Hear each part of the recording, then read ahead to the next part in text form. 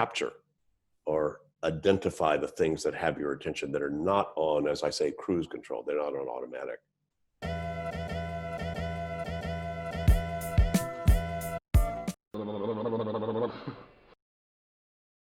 So let's go to the 5 stages of GTD. How do we gain control about the situation? Well, first of all, you have to identify what's got your attention, what's not on cruise control in your kitchen, in your life, in your company, in your family. What's got your attention about any of that? That's the first thing to identify. Wow, I got to start handling my college education for my kids. Oh my God, I'm supposed to hire a VP. Do I decide it's a marketing VP or a finance VP? Oh my God, I got a tooth that hurts. Oh geez, do I have to call the dentist to try to get this fixed? Yes. So the first thing you have to do is identify all of those things. For most people, it takes somewhere between 1 and 6 hours just to do that. So that's step 1. Capture or identify the things that have your attention that are not on, as I say, cruise control. They're not on automatic. And so write those down, capture them somewhere. Step 1, critical. Get your head empty. Your head's a crappy office, Simon. Come on, you know this. You know, your head can only manage 4 things maximum before it starts to diminish your cognitive process. And that's new science, new cognitive science data. I knew this 35 years ago, you know, so, but now the cognitive scientists have now proven that. So get this stuff out of your head, guys. Write it down, write it anywhere, write it, but you need to write it somewhere that you'll trust, you'll see it sooner than later for steps 2 and 3. And you should put it in one place, right? Well, as few places as you can. Maybe you want to record it on your iPhone, and maybe you want to write it on a little note and throw it in your in tray. You know, maybe you want to have 12 people you pay to walk around you and capture all your thoughts. You know, that's a nice idea. All of those could work, you know, as long as they work. You just have to trust that where you tossed it, you'll see it soon enough. Because, you know, the easiest thing is to write it down on some piece of paper, but the paper is not always there where you need it in the moment. Oh, it is for me. I'm sorry. You know, I lived with this for 35 years. Yeah, that's not yet clarified, right? But then where does it go to? Well, then this gets torn off and thrown into my in tray. Oh, I can't unhook here, sorry. It gets thrown into my in tray. And then before 24 hours, it'll be cleaned up, and I'll pick it up and go, well, what do I need to do with that? Where does that go? Is that something I need to do? Is that something I need to reference? Is that just trash? What is it? So that's step 2, is the clarification process of these things that have your attention. What are you going to do about them? What do they mean to you? And now if you're flying, are they a business card you collected at a meeting? Are they a receipt you got from lunch with a client? Are they a note you took when you woke up at 3 a.m. this morning? What are they? And then what are you going to do with those?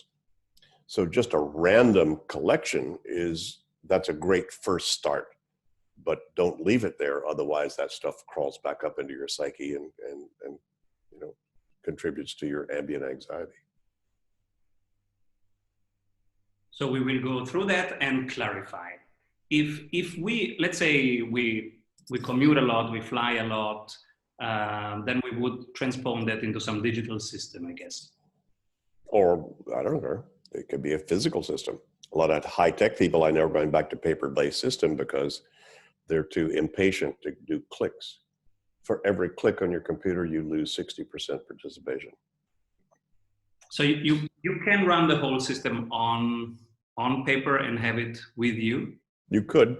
It's, you know, then it's a little bit of a pain because you can't then connect digitally with all the other stuff it connects to. So there's no system that's perfect. You can have a downside to either one.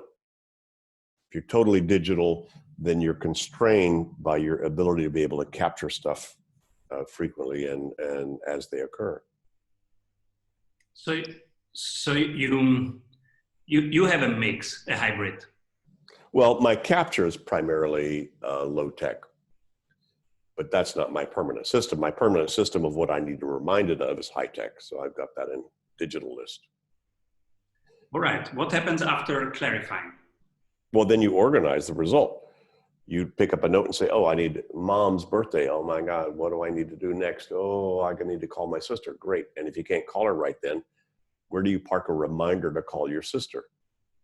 Right. That's where you need an organization, basically a list manager, that you can keep track of the things you need to be reminded of, both in terms of the action steps you need to do and the outcomes you need to complete. So give mom a birthday party goes on my project list, call Ann, my sister, to see what to do about mom's birthday goes on my action list. Once that's done, now I'm organized because I've clarified the nature of what this thing is that had my attention, what I need to do about it. You know, come on, Simon, getting things done. What does done mean? Oh, mom birthday party. Great. What does doing look like and where does it happen? Oh, at phone calls and, right? And those two things, most people actually don't do that. You're not born doing that cognitive process. You actually have to learn that. And so that's a lot of what the GTD process is that's unique about it, is it teaches that thinking process. What do you need to do about that email you just opened? What do you need to decide or do about it? How do you need to clarify that? And then where are you going to park the results of that? Does that go in your reference system? Does that go in your reminder of a call to make? Does that go into your projects list that you need to keep track of until mom's birthday is done? So step 3 is to organize the results of that thinking if you can't finish it the moment you think about it. And now this is a moment where some systems get overcomplicated, over-engineered, and then it becomes a burden. At least I know from myself, I tend to exaggerate the complexity and the complicatedness of it, and to have everything there. And that's where it becomes harder to review it, and then that's where the avoiding starts. How can we keep it simple? What's your experience? When did you learn to drive? To drive? Yes, a car. 18 years old. Okay. And how long did it take you to learn all the moves to that?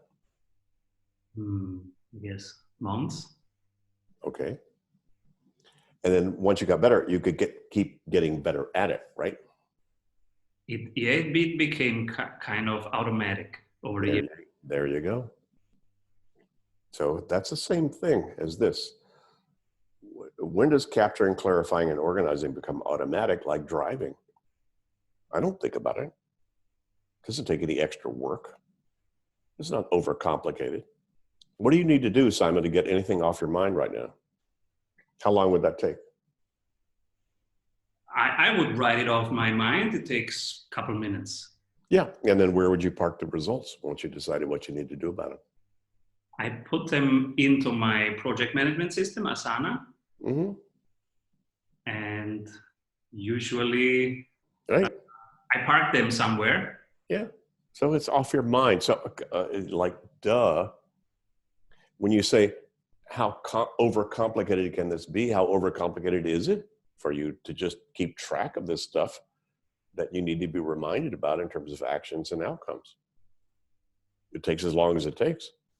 I coached a guy, CTO of a major financial firm in New York City. He had 140 projects. Took us two days just to get all that out of his head and get all that figured out. It takes as long as it takes to set it up. Once it's set up, it doesn't take you that long to review it, to reflect on it. It takes you a lot longer to try to have that stuff banging around in your head with it not in an external system.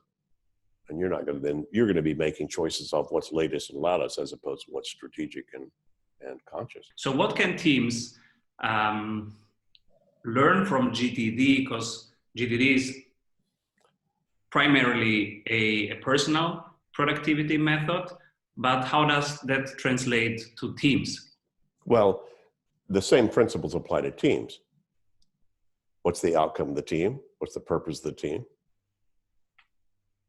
What's its accountability?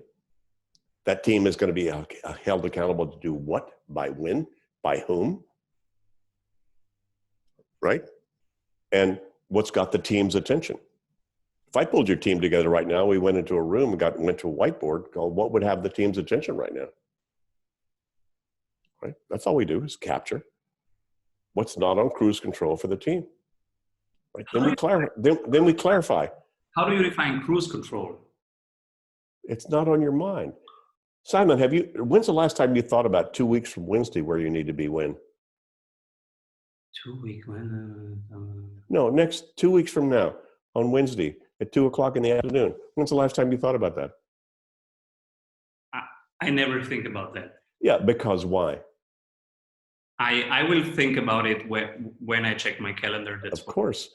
And you assume that the right stuff is on your calendar, on your map. Yeah. Okay, can you translate that to what you just asked me? How do you get stuff on cruise control? You decide what it is. What's the nature of the commitment to it? Where does it need to have some park reminder that I or some appropriate person sees at the right time? Then it's off your mind. Then it's on cruise control. That doesn't mean it's finished. It just means you're appropriately engaged with it. There's not something you still need to decide or organize about it. Appropriate engagement. Mm-hmm. The highest calling right now is to be of service. So the best sales is to not sell at all, but instead to serve the people you care about. Selling is telling. So who do you serve? And how do you serve them? The quality of this experience makes the difference. If you want our experts to go over your current sales funnel and really dive into the experience and the needs of your clients at each conversion point and make it a wow experience, then you are in luck because we have an exercise for you. Our 15-minute sales audit and one-on-one coaching with a world-class sprint coach. Fill out a couple of questions about your sales funnel and you will have clarity.